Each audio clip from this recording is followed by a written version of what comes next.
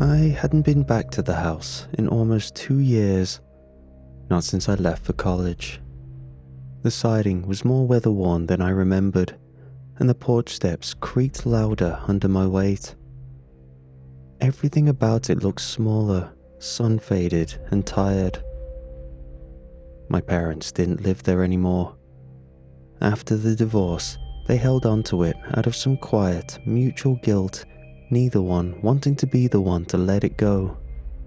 But now that I was technically an adult, they said it was time. I was only there to collect what was mine. A few boxes, maybe a crate of old clothes, some books, and whatever junk I had left behind in the attic. The idea was simple. Go in, pack, leave. But nothing about stepping through that door felt simple. The living room still had that hollow smell, a mix of dust and old couch fabric. Most of the furniture was already gone, but my feet still knew where to walk, where not to. I climbed the attic ladder slowly, not because it was steep or broken, but because I didn't want to see what was up there. The attic had always felt stuck in time. Boxes were stacked along the walls, all of them labelled in my mom's handwriting. Winter clothes, kitchen stuff. There was one that just said, toys. The marker had bled into the cardboard from years of moisture. I peeled it open and sifted through it lazily. The first thing I saw was an old set of plastic binoculars, bright green with one cracked lens and a faded strap. I remember using them in the backyard with Daniel, calling out pretend sightings of exotic animals, shouting through the brush like we were explorers. Beneath them, I found a handful of scratched Hot Wheel cars, still chipped in the exact same places I remembered. A wooden puzzle with a few pieces missing, our old rubber snake, the one Daniel used to hide under my pillow when he wanted to mess with me. My throat caught for a second, and I smiled without meaning to. But then I saw it. Buried under a pile of action figures and a plastic dinosaur was the old walkie-talkie. My hand froze before I even touched it. I didn't know why. It was just a piece of scratched metal, dusty, long since broken. But my stomach twisted anyway. My mouth went dry. I hadn't thought about it in years, not since Daniel. I picked it up. It wasn't as heavy as it used to be when we were kids, or maybe I'd just grown that much. The antenna was bent sideways, and the entire thing was a mess. But something in my chest folded inward the second I held it. There was no reason for the panic that came with it, no reason for my hands to start sweating. I sat with the walkie-talkie for a long time, cross-legged on the attic floor, staring at it in my palm. A memory floating up without warning. Daniel's voice coming through the static of foggy recollections. "This is Eagle 2 to base, over." His voice was always too excited for the game. I used to roll my eyes at how seriously he took it, but I never told him to stop. I'd play along, ducking behind trees and whispering into my own walkie-talkie, pretending I couldn't see him even when he was in plain sight. Our games of pretend worked so well because we believed each other. We spent hours out there, in the woods behind the fence, where the trees grew close and the ground was soft with old leaves. There was never a question of what to play. We always went straight for the woods, always with walkie-talkies. We were explorers and soldiers, but most importantly, we were brothers. I remember his laugh carrying through the branches. Then came the accident. I don't let myself think about it. Daniel snuck off into the woods alone, maybe chasing a bird, maybe just playing by himself. My parents always wondered why he'd go off on his own. He slipped near the creek, fell into the water, and couldn't get out. He died of hypothermia sometime in the early hours of the morning before anyone noticed he was missing. I say it the same way every time, even though my voice gets tighter with each telling. My parents were shattered. They held it together for me, but it was never the same. After the funeral, everything felt quieter. Nobody used the word haunted, but I felt it in the way they looked at the woods, in how no one ever stepped past the back fence again. I put the one I found in my backpack and climbed back down the ladder. I didn't look back at the box. I didn't want to see anything else. The drive wasn't long, but my head felt heavy the entire way. I kept glancing at my backpack in the passenger seat, half expecting to hear something from it.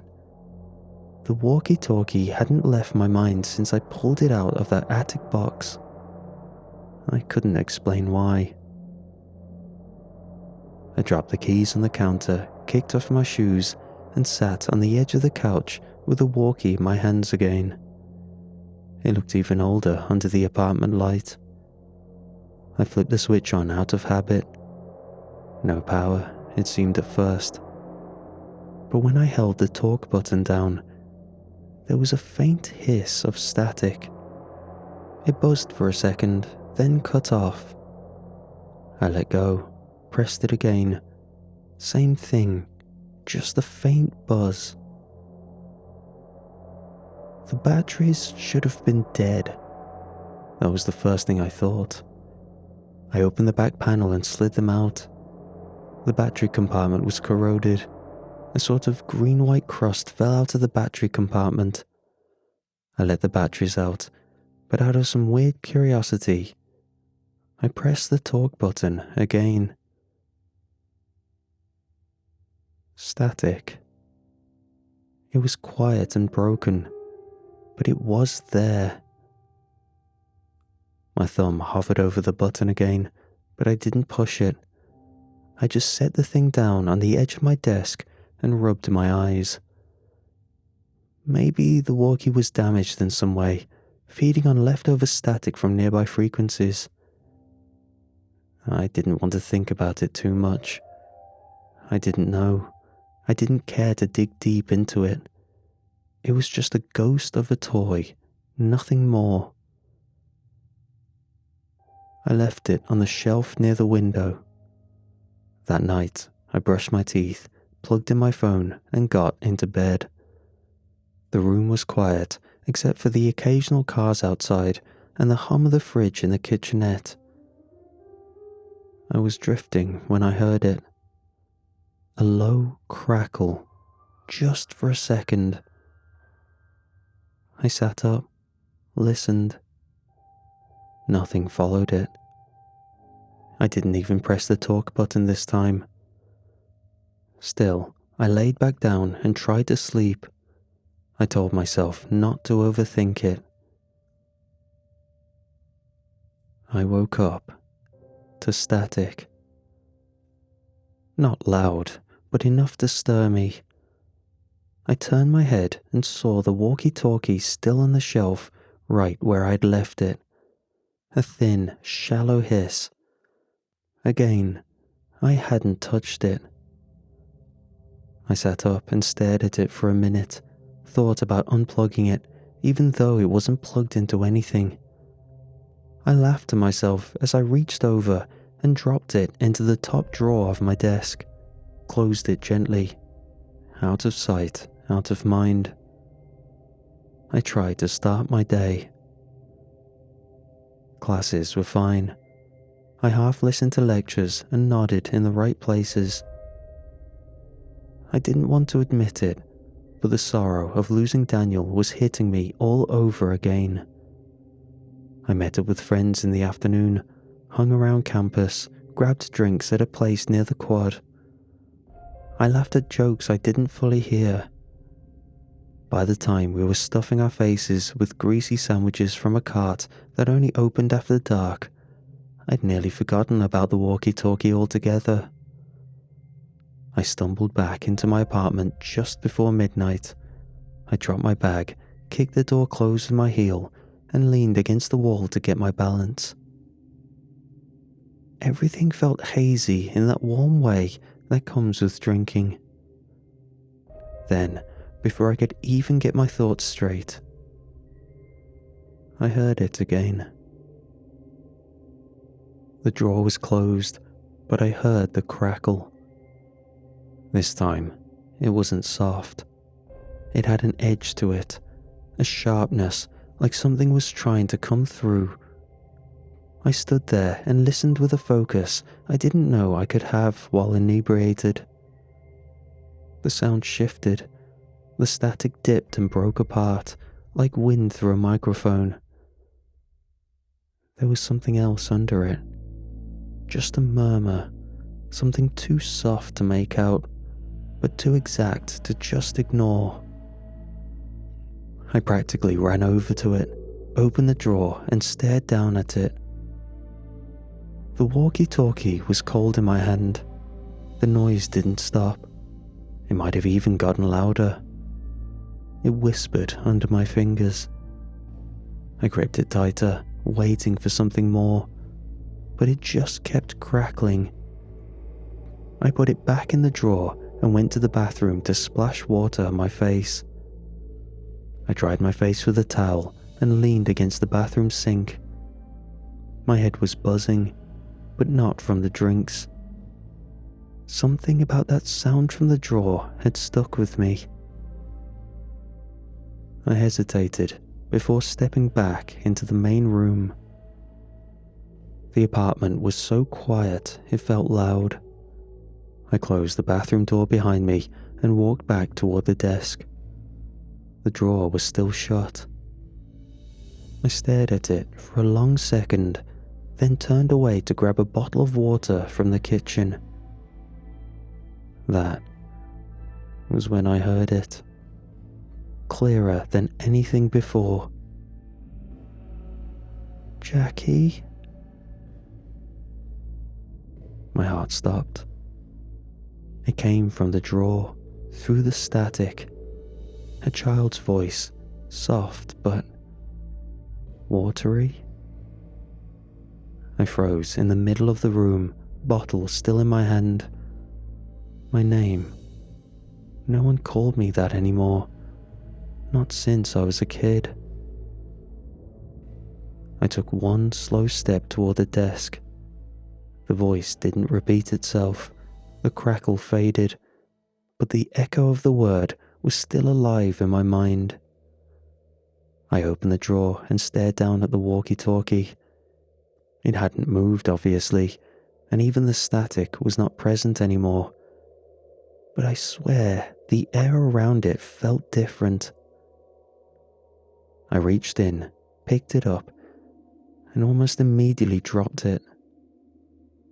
It wasn't hot, but it felt wrong in my hand. Off, like it remembered something I didn't. I sat down and just stared at it on the floor. My pulse was hammering now, and I still gave myself a million excuses.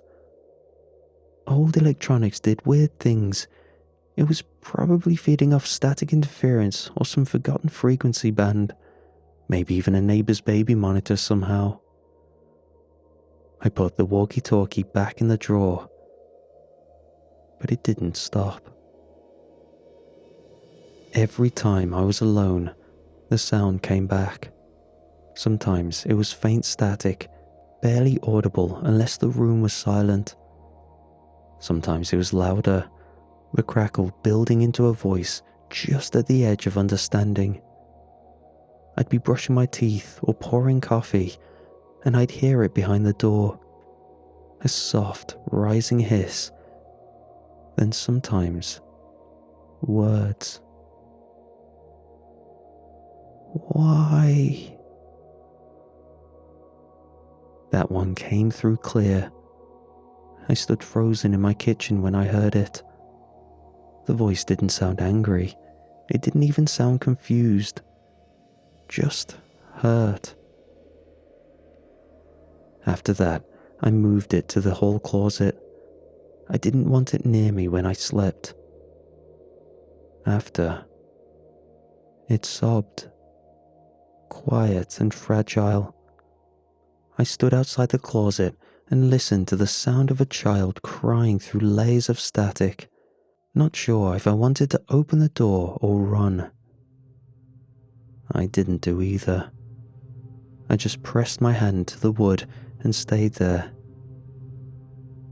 One night, I walked past the closet to get to the bathroom and heard it again, soft and unmistakable. I'm scared. I didn't go back to sleep after that. I needed to shut it out. I picked up extra shifts at the coffee shop. I went out whenever I could. I stayed in motion. Worked through lunch, met up with friends in the evenings, smoked when I was alone, drank when I wasn't. I told jokes. I laughed harder than I felt. I hooked up with someone I didn't really want to see again, just so I wouldn't be alone in bed. But every time I came home, the apartment felt heavier. I would avoid the hallway, wouldn't even glance at the closet when I walked by. It was now constantly mumbling. I could hear it through my front door before I even entered. Not loud enough to make out, but constant. Always there. I couldn't even tell anyone about it. What would I tell them? I was hearing children through a walkie-talkie. I wanted to throw it out. I wanted to drive to the edge of town and leave it in a ditch. But I couldn't, because it was ours. Because no matter how broken it is, no matter how wrong it felt, it still held pieces of him. We loved those walkie-talkies.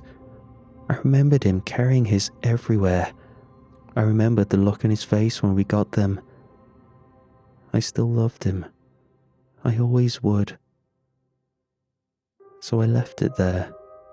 Even though I knew something was wrong, even though I could feel it getting worse.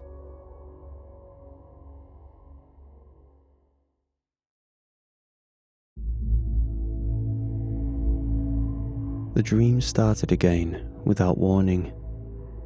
I hadn't dreamt about the forest in years, but now, every night, it pulled me back there.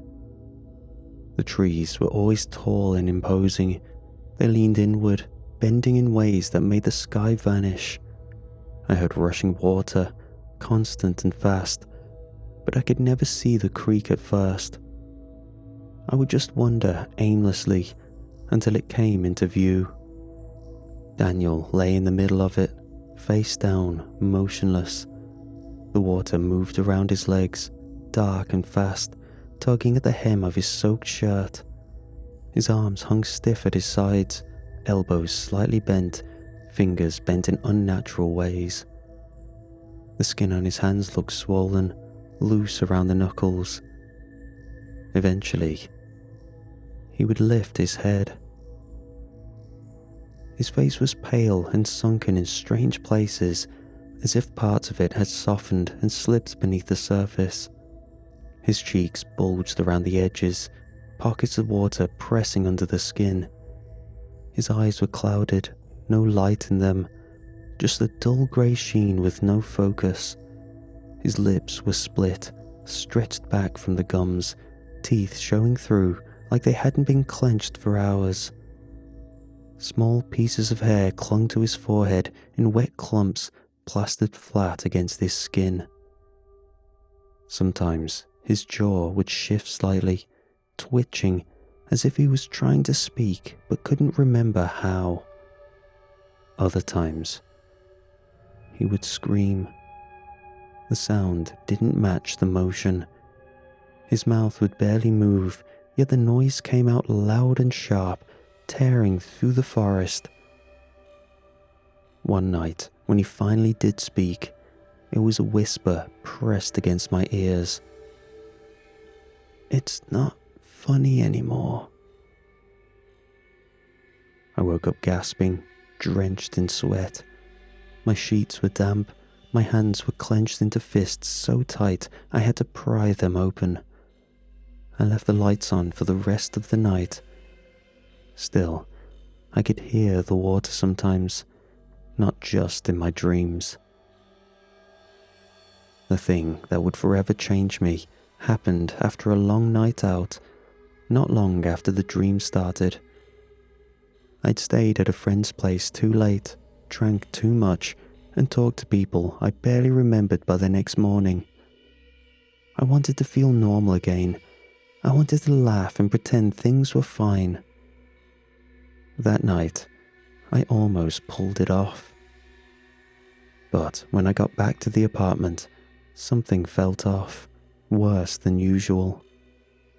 The hallway light was on, though I couldn't remember leaving it that way. I walked past the closet and paused, half expecting to hear the usual quiet mumbling. Instead, the walkie-talkie started screaming.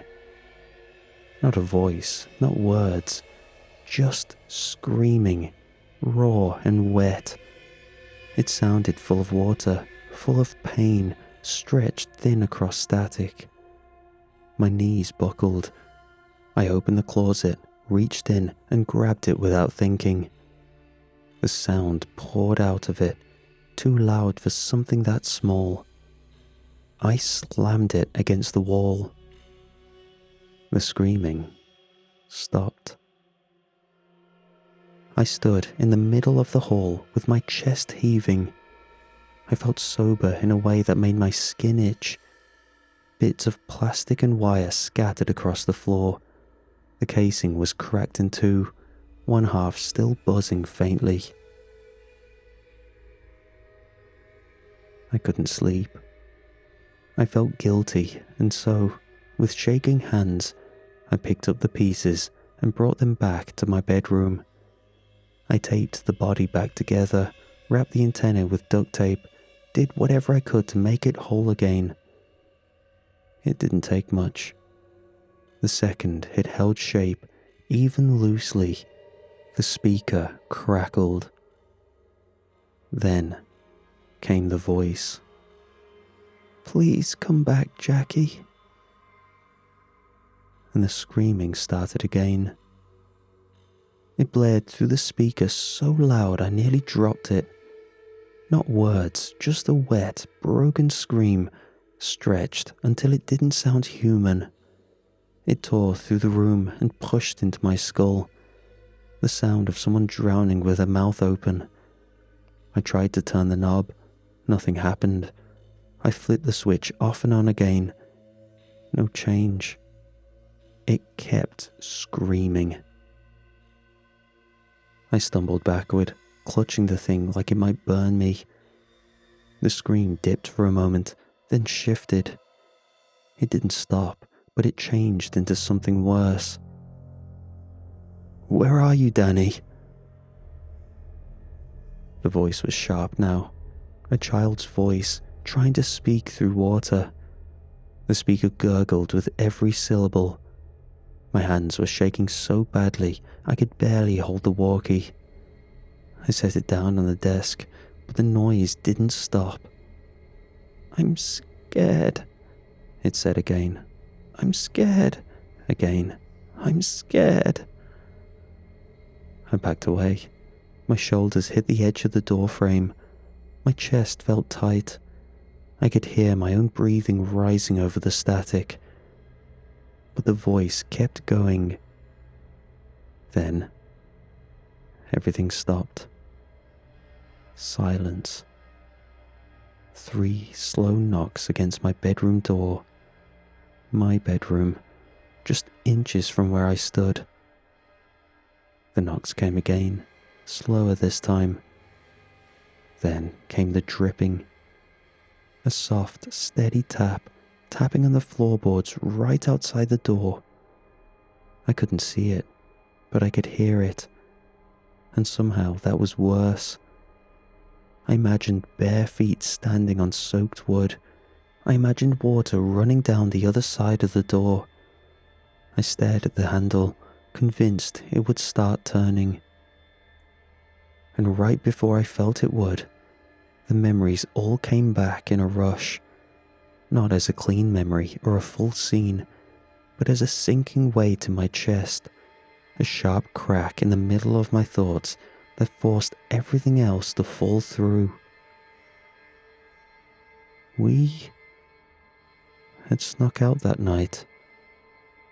I was the one who planned it, the one who whispered the idea across the room while our parents slept behind the wall.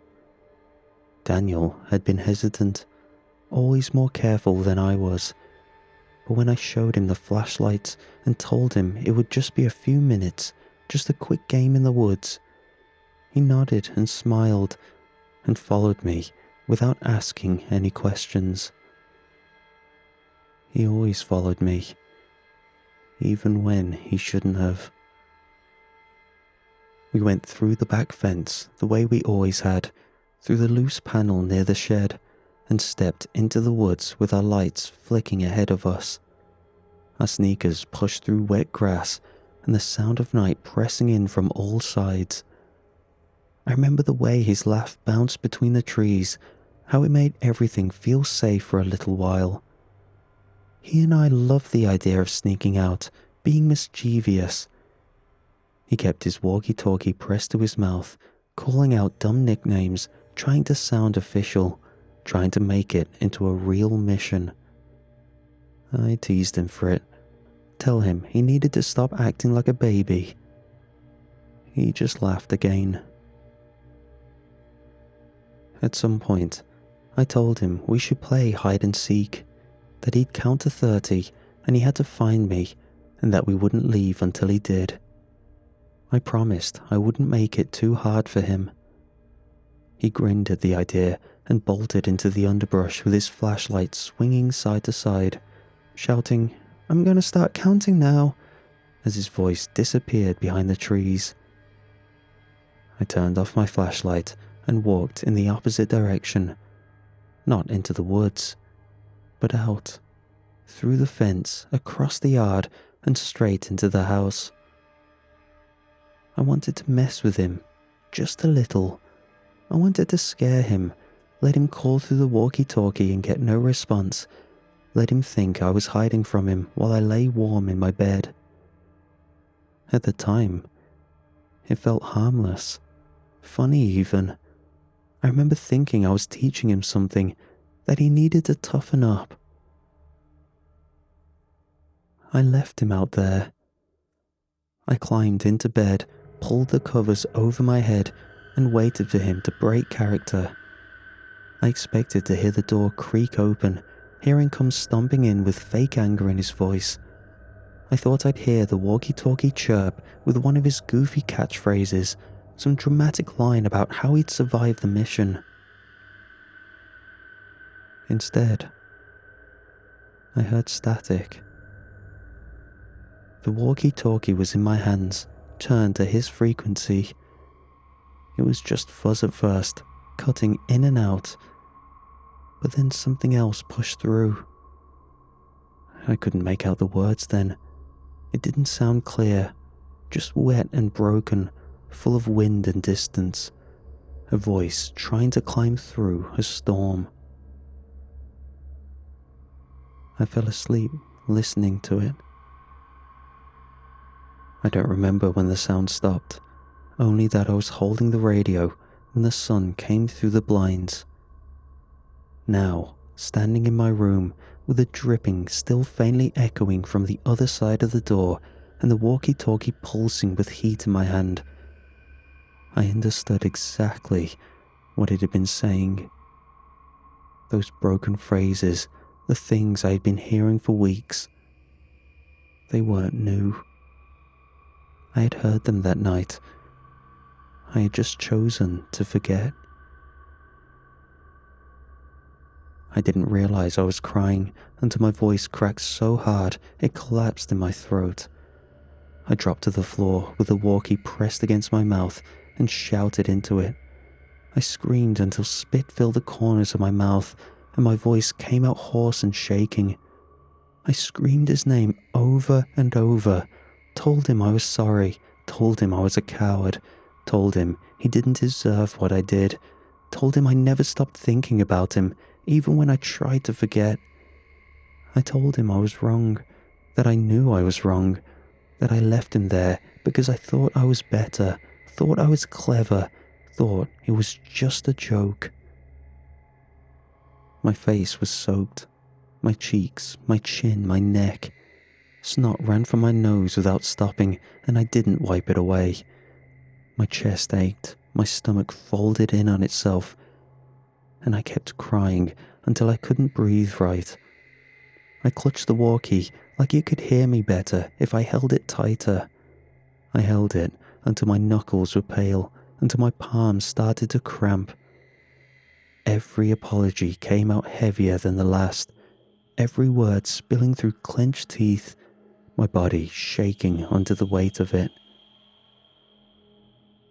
The walkie-talkie went quiet, and outside the door, the dripping stopped. I sat there in that silence, gasping for air, pulling it in through teeth as if oxygen could push down the guilt, as if saying sorry one more time could rewind anything. I don't know how long I stayed like that. Minutes, maybe hours. Time didn't move the same. I didn't notice when the world went still. I only knew I hadn't moved and didn't want to. But I kept speaking. I kept whispering into the walkie even after the sound died. I whispered apologies until my throat gave out. I said his name until the word didn't sound real anymore. I begged him not to hate me. I begged him to believe I didn't mean it, even though I had walked away on purpose. The tears kept coming until I had nothing left, until the words stopped forming. My lips moved without sound. My head slumped forward against the floor, and somewhere in that endless, awful stillness, I fell asleep.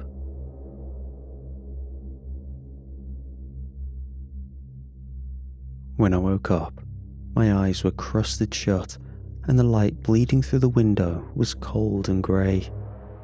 My mouth was dry, my back stiff, and the walkie-talkie was still pressed between my fingers.